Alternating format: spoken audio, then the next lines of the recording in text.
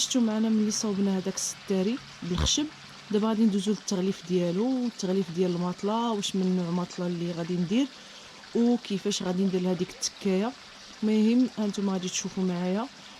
بالنسبه للبونج خدينا هاد الورقات هادو. خديت هاد المره غير السمك ديال 2 سنتيم. والورقات طبعا هاد الزرق راه كاين فرق بينهم وبين الغوز، هذاك الغوز او البيض. المهم هذا راه تيقولوا 3 البصمات راه كاتبينها فيه اولا طابعينها فيه، الكاليتي ديالو مزيانه. يعني داكشي كاع اللي صوت بهذا الزرق راه لا علاقه بهذاك الغوز كيلبد. المهم غادي ندوز دابا باش نقطع بعدا ديال السداري اللي صوبنا بالخشب. خديت السمك ديالو فيه 12 سنتيم على الطول 2 متر. الورقه راه كتكون فيها 2 متر على 1.80 متر. دابا غادي ندوز باش نقطع البونج. غادي نسبق ديال داك السداري نفينيه هو الاول. غادي ناخذ الطول ديالو عندي فيه مترين، يعني 2 متر على 12. يعني الباندات غادي نقطعهم هكا، وغادي نقطع 70 على 12 يعني باش يدور عليه كامل البونج. وغادي نوريكم كيفاش غادي نلصقوه.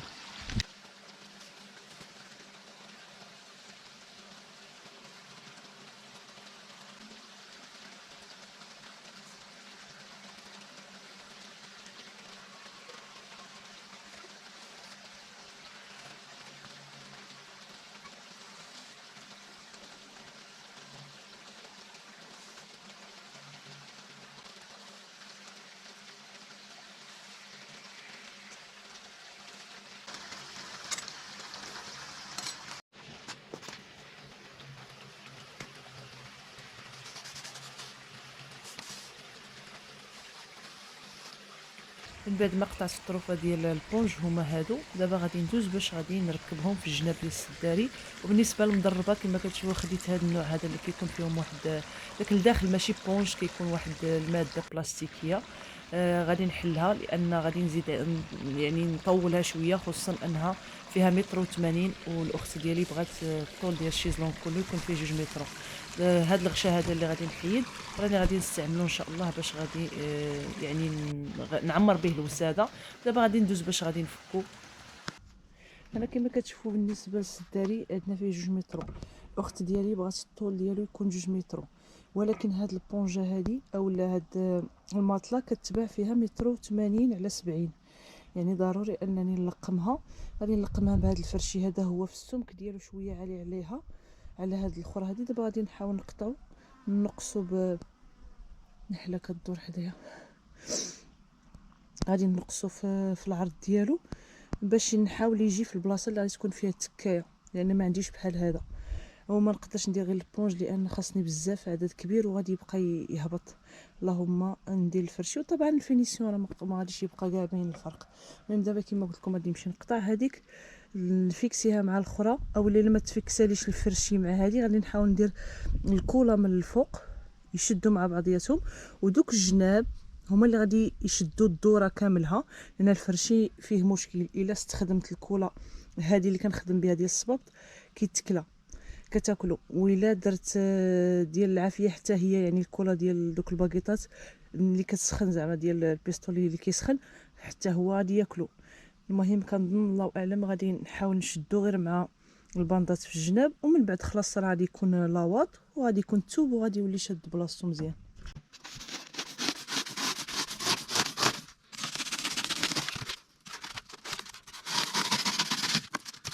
انا كما كتشوفوا العرض ديال الفرشي جاني ناقص شويه، داكشي علاش غادي نشدو بالسكوتش. هذا هو الحل، غادي نشدو بالسكوتش باش ما يبقاش يهرب.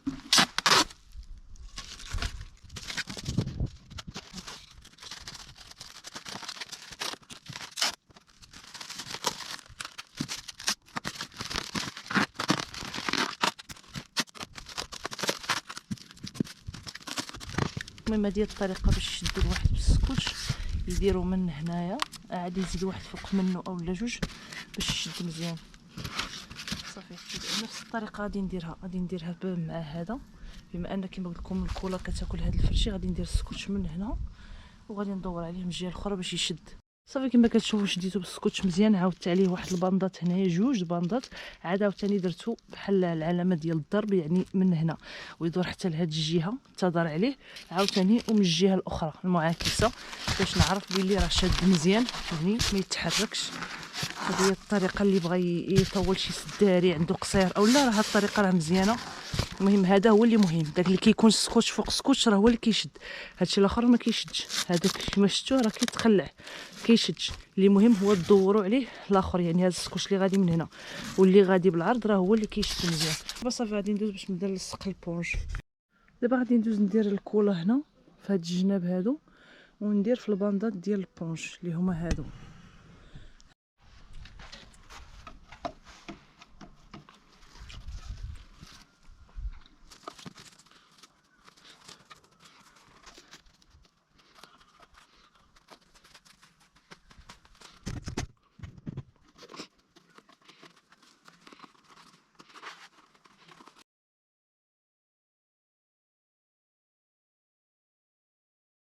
بالنسبه لهذه كما كتشوفوا نفس الطريقه كنلصق ديك الحاشيه هي الاولى مع اختها، اولا من الاول نديرها دايره، يعني ناخذ العبار من هنا حتى الجهه الاخرى. هذه هي اللي ما فكرتش فيها صراحه.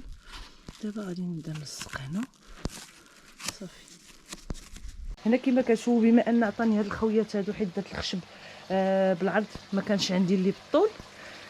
من الاحسن اللي بغى يصاوب الدري من الاحسن يدير الخشبات بالطول باش كيعطيكم هاد لا فينيسيون، ما يكونش هنايا خاوي. هنا خاوي يعني راه غادي يبقى الديفو الا غلفتو ديريكت بالثوب. داكشي علاش غادي ندوز ندير لاواط هو الاول، يعني باندا ديال لاواط غادي تدور عليه كامل. علاش درتو انا داير عليه كامل ما درتش جهه وحده، يعني اللي غادي تكون ديال الواجهه، لان ربما يبغي يحولوا لواحد شي بلاصه اخرى او لو ما يجيش فيها، داكشي من الاحسن يكون داير عليه كامل.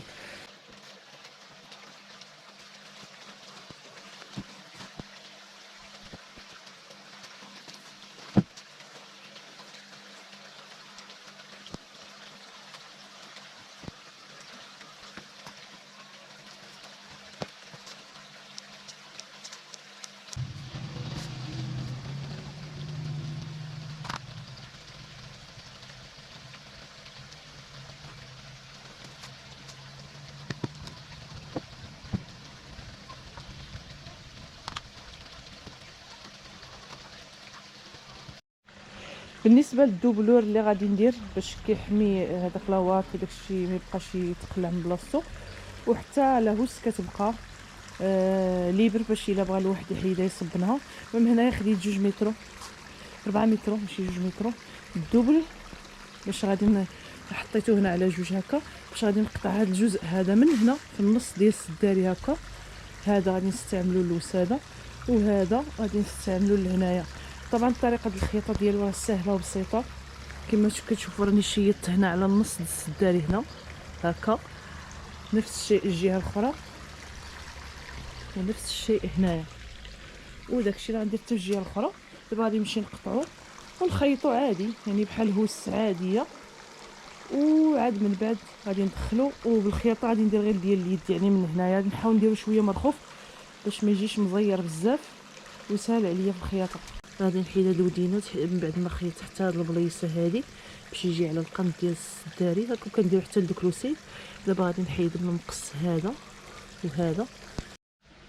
بالنسبه للتغليف ديال هاد الدوره هادي اللي غادي نديرها بهذا الثوب هذا، كيفاش غادي نديرها؟ بما ان الثوب كيكون فيه متر ونص في العرض ديالو، وهنايا عندي 2 متر في هاد الجهه والجهه الاخرى عاد الجناب، داكشي علاش غادي ندير واحد الطريقه زوينه، وهي غادي تجيني واحد الخياطه هنايا باش ما يبقاش غادي نيشان، وغادي يعطي المنظر مزيان.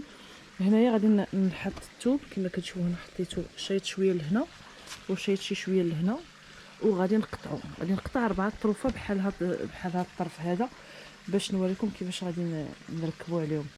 كما كتشوفوا باش يجوني بحال هكا، يعني متر ونص غادي يجي واحد وغادي يوصل حتى النص ديال هنا، حتى هو غادي تكون فيه الخياطه، والاخر حتى هو غادي يجي من هنا ويجي النص هنا. يعني باش غادي ندير خوت هادو هما جوج، غادي نقطع 4 باش واحد يجي عاوتاني من الجهه الاخرى ملاقي في الخياطه هنا، وغادي يمشي حتى يدور يتلاقى مع الاخر هنايا. دابا غادي ندوز باش نخيطهم مع بعضياتهم، وطبعا غادي نحاول ما امكن هذا يجيني في الوسط هنايا، يعني في الوسط ديال ديك 70 سنتيم باش ما تجينيش الخياطه عوجه وصافي كما قلت لكم، باش اللي بغا يدير شي بلاصه اخرى ما يوحلش يعني فين غادي يجي السداري ما يكونش على جهه واحده، يعني غادي يكونوا فيه جوج جهات مفينين. هنا كما كتشوفوا دخلت لداخل لان الشمس عليا الصراحه واصله الشمس بزاف.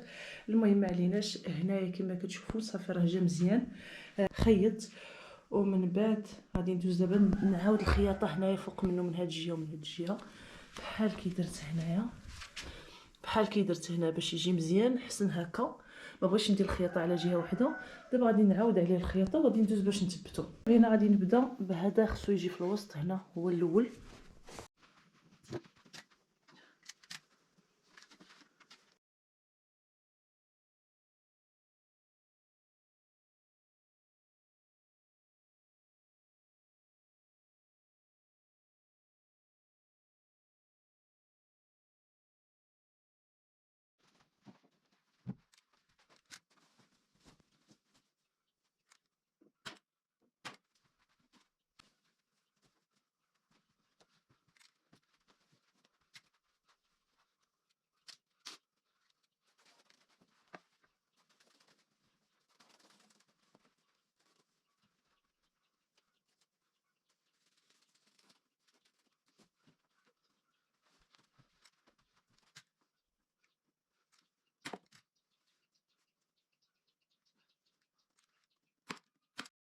كما كتشوفوا صافي كملتو. دابا غادي ندوز للجهه الاخرى، غادي نغلفها بنفس الشكل يعني بهذه الطريقه هذه. عاد غادي ندير الرويد من التحت. انا نور الرويد رجلين ماشي الرويد لانه مبغيناش يتحرك. المهم غادي ندير له رجلين من التحت.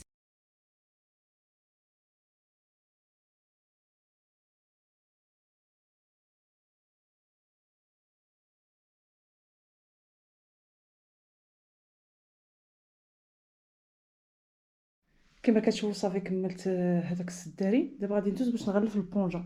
مع الاسف ما صورت لكمش هذا الجزء هذا لان كانت الكاميرا مديشارجيه باش نوريكم الغشا ديال السداري، ولكن شوفوا الصالون ديال اختي اللي صوت مؤخرا، واخا عندها وسيدات صغار راه نفس الطريقه اللي وريتكم تما، راه هي نفس الطريقه ديال هنايا، غير السلسله غادي تجي على جهه واحده.